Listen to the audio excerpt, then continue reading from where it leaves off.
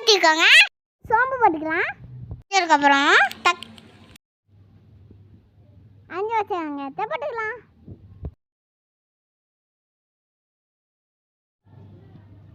இப்போ காஞ்ச மிளகாய் போட்டுக்கலாம். கருவேப்பிலை போட்டுக்கலாம்.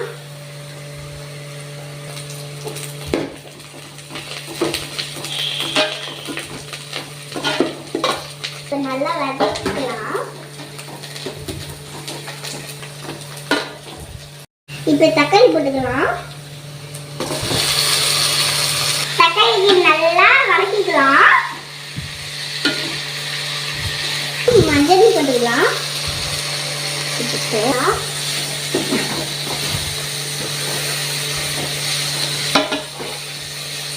உருளைக்கிழங்கும் போட்டுருக்கோம்.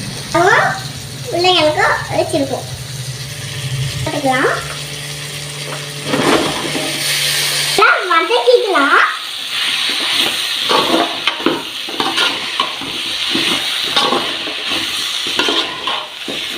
குழம்பு தூள் போட்டுக்கலாம். தேவையான தண்ணி ஊற்றிக்கலாம். கப்பு எடுத்து வச்சுருக்கோம்.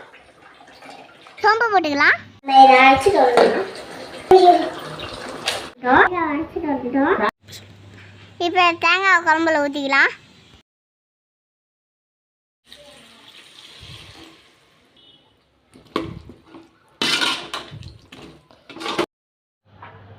இப்போ நல்லா கிண்டிக்கலாம். தேவையான தண்ணி எடுத்துக்கலாம் குழம்புக்கு. காய் வேகத்துக்காக மூடி வச்சுருந்தோம். காய் வந்துச்சுன்னு கொஞ்சம் திறந்து பார்க்கலாம். வீட்டில் செஞ்சு பாருங்கள். குழம்பு நல்லா வாசனை வருது. அதை உங்கள் வீட்டில் செஞ்சு பாருங்கள். சூப்பராக இருக்கும்.